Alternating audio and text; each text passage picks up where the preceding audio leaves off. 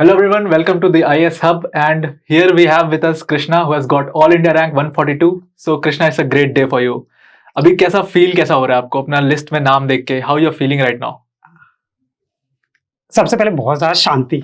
मुझे लग रहा है कि शांति सबसे ज़्यादा इंपॉर्टेंट होती है। सबको पता होगा कि लिस्ट में नाम आना ही सबसे बड़ा इंपॉर्टेंट होता है। उसके बाद फिर सोचा जाता है अच्छा ठीक है रैंक क्या आई और क्या नहीं आई।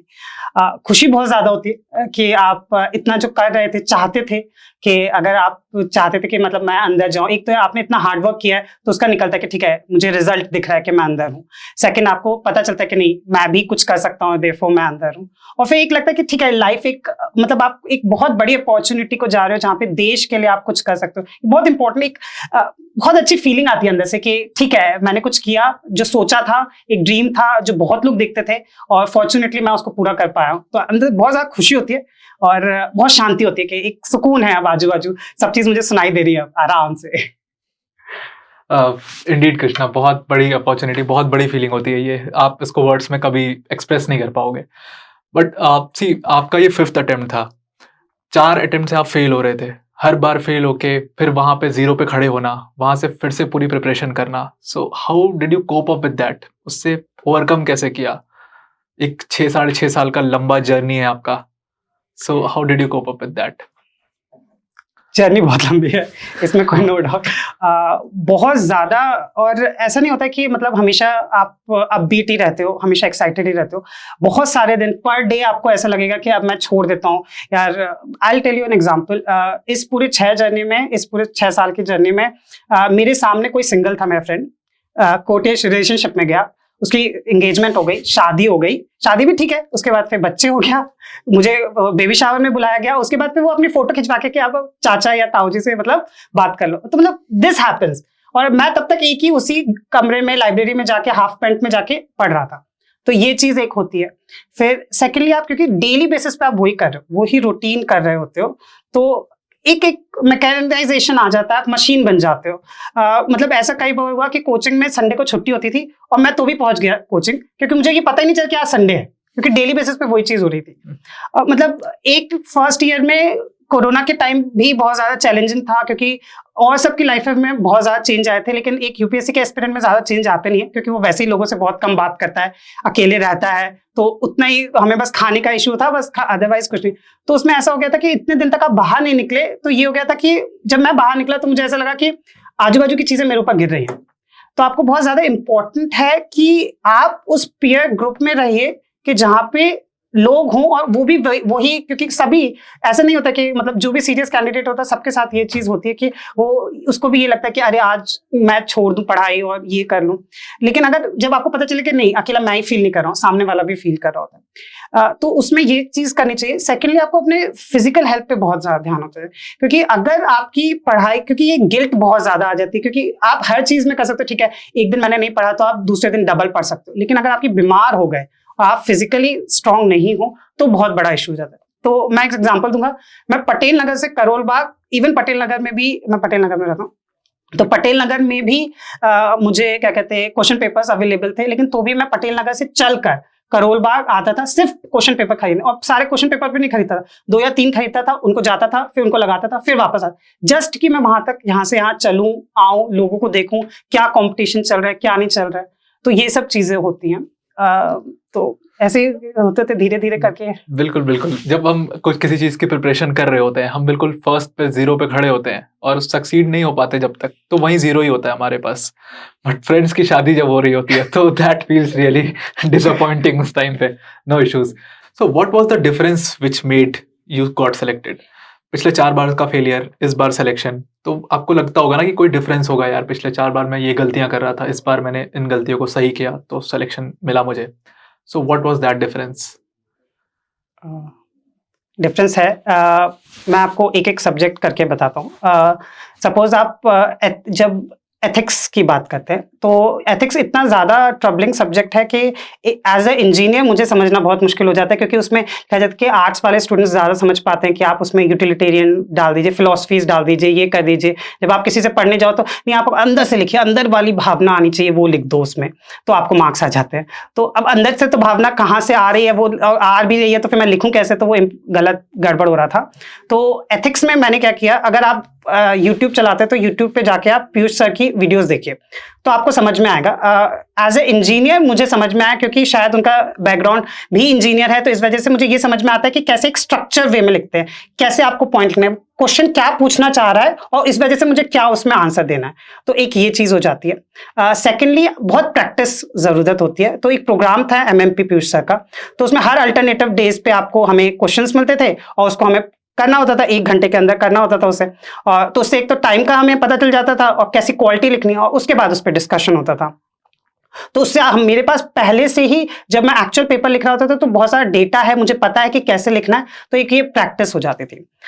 सेकेंडली जब आप अगर सपोज ऐसे की बात करते हैं, ऐसे में करते हैं तो ऐसे में सभी लोग एक ही जैसी चीजें लिख रहे हैं, क्योंकि मैंने भी उतना ही पढ़ा, सामने वाले ने भी वही रिपोर्ट्स पढ़ी हैं, वही फिगर्स पढ़े हैं, तो सभी लोग वही लिखेंगे। तो मैं ऐसा क्या करूं जो इंटरेस्टिंग हो जाए, मेरे ऐसे पढ़ने वाले को मजा आ जाए। तो मतलब एक ये अंदर से इनहिबिशन होता था कि शायद पता नहीं पिक्चर्स लिखते हैं कि नहीं लिखते हैं, या जो लोग ऐसे लिखते हैं वो बहुत पहले से किए होते हैं। तो मैं जब अपना ऐसे चेक करा रहा था तो एक बार सर ने एक ऐसी कहा कि अरे तुमने ये क्यों नहीं, पीयूष सर ने कहा कि तुमने ये बॉलीवुड के गाने भी तो लिख सकते थे इस चीज को करने के लिए। तो मैं आपको एक एग्जांपल देता हूँ। एक्चुअल में मैंने अपने उसमें लिखा कि लोगों को याद होगा कि एथिक्स में एक क्वेश्चन आया था डिफेंस के ऊपर, जिसमें ये कुछ ऐसा था कि नेशनल जो सिक्योरिटी है दैट शुड बी प्रायोरिटी।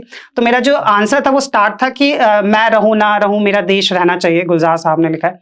तो ये सब चीजें इंटरेस्टिंग बनाती है उसमें, क्योंकि सभी एक चीज लिख रहे हैं, तो आप जब ये सब चीजें लिखोगे, पिक्चर्स के डालोगे, एनेक्डोट डालोगे, तो ये चीज एक बेसिक फंडा होता है ऐसे में कि ये चीज कुछ मिनिमम चीजें होती हैं जो अंदर होनी चाहिए, वो सर ने आप मुझे बता दी थी कि ये चीजें होनी, तो that helps me a lot. अब आप आते हो जब अगर जीएस के, तो क्या होता था, मैं शुरुआत में जीएस के जो आंसर्स लिखता था वो ऐसे लिखता था कि जैसे मैं टीचर हूं, मैं टीचर को समझाने की कोशिश कर रहा हूं कि ठीक है छोटे से बता के और ये वाले। लेकिन ये आपको देखना चाहिए कि वो 250 मार्क्स का वर्ड है, तो उसमें आपको ये नहीं समझाना नहीं है, उन्हें बताना है कि आपके पास क्या क्या नॉलेज है। तो इस वजह से ये नॉलेज उसमें आती थी कि कितना डेटा है, आपको डेटा मुझे मिला, तो इस वजह से मुझे डेटा पता चल गया कि अच्छा ठीक है डेटा। थर्डली कई बार ये चीज ऑल्सो कहेगी कि जिसने पेपर लिखा होगा उसे पता होगा, कई बार एथिक्स में ऐसा होता है कि आपको 1 मिनट के अंदर एक आंसर लिखना होता है, क्योंकि हमारे पास इतना कम टाइमिंग होता है। तो आपके पास इतना बैंक ऑफ एग्जाम्पल्स और एनेक्डोट होने चाहिए कि आपको सोचना भी ना पड़े वहां पे, और आप खटर खटर खटर खटर लिखते चले जाएं। तो उसके लिए अगर आपके पास डेटा हो, अब वहां सोचोगे तो निकल जाएगी गाड़ी, वहां सोचना नहीं है, वहां पे बस जाके देकर आना है। तो ये सारी कुछ चीजें थी जो बहुत ज्यादा इंपॉर्टेंट काम कर गई मेरे लिए, हेल्प किया मुझे। और फिर वही वाली बात होती है कि हार्डवर्क सभी लोग कर लेते हैं, और मैं इतने 4 साल से 5 साल से कर ही रहा था हार्डवर्क, लेकिन एक कोई स्ट्रैटेजी मुझे बता दे कि अच्छा ठीक है ये करने से आ रहा है उसका इनपुट, मुझे पता है कि हाँ ये, और मुझे समझ में आता था कि ये करने से इनपुट करने से आउटपुट आ रहा है। तो ये वाली चीज मेरे बहुत काम कर गई, मुझे लगा कि अच्छा हाँ ये करूंगा, मेरे इतने अगर मैंने पॉइंट्स लिखे हैं, अगर 10 मार्क्स का क्वेश्चन है तो मुझे इसमें 10 पॉइंट लिख, 5 पॉइंट इसमें for the topic, 5 point against, फिर एक कंक्लूजन में एक कमेटी, और ये तो अगर आपको जब ये पता हो ना तो आपका आंसर एक बहुत मतलब एक सिंपल सा अच्छा सा हो जाता है, एक सिस्टमेटाइज्ड हो जाता है, स्ट्रक्चर हो जाता है, सारे डायमेंशंस उसमें इंक्लूड हो जाते हैं। तो ये सब चीजें काम कर गई इस बार। सो मतलब गाइडेंस की बहुत ज्यादा हेल्प मिली आपको गाइडेंस से, और that made the difference finally. So Piyush, sorry cut कर देंगे इसको। सो कृष्णा, कई बार क्या होता है कि जब हम फेल हो रहे होते हैं तो हम बहुत अकेले से पड़ जाते हैं, तो उसमें पेरेंट्स का कहीं ना कहीं बहुत बड़ा रोल होता है हमारी सक्सेस में। जो फाइनली हम सक्सीड करते हैं तो वहाँ पीछे से पेरेंट्स का बहुत बड़ा रोल होता है, और वो रोल पीछे से होता है इसलिए कभी लोगों के सामने नहीं आ पाता। तो I want you to address the aspirants की कैसे पेरेंट्स ने आपको इस जर्नी में हेल्प किया थ्रू आउट।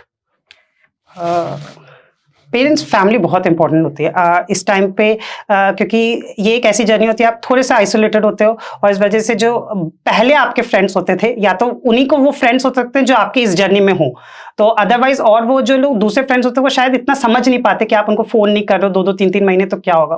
तो ऐसे में फैमिली आती है, फैमिली आप कुछ भी कर लो उनको पता चलता है कि ठीक है आज मूड नहीं है तो शायद नहीं बात करेगा, दूसरा अच्छा है तो उसको इंपॉर्टेंट को पता होता है कि टेस्ट में इंसान टेंशन में होता है। तो कोइंसिडेंटली और फॉर्चुनेटली जो मेरे पेरेंट्स हैं तो उन्होंने ये चीज़ बहुत साथ दी। उन्होंने कभी मुझे ये मौका मतलब ये बोलने का दिया ही नहीं कि ये मेरे लिए चीज़ नहीं है, क्योंकि इतने फेलियर के बाद कई बार ऐसे थॉट आते शायद मेरे लिए नहीं है, मैं नहीं कर सकता, क्योंकि हर इंसान अलग अलग के लिए होता है और शायद यूपीएससी मेरे लिए नहीं था।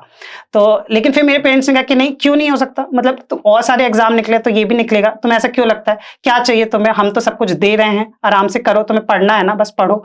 तो ये सारी इंपॉर्टेंट थी। और आई थिंक मैं कहूँगा कि इसमें मेरी सिस्टर बहुत इंपॉर्टेंट रोल था। She was very instrumental in terms of मुझे डेटा, मतलब एक चीज़ होती है आप पढ़ना और एक चीज़ होती है आपको डेटा कलेक्ट करना और ये करना।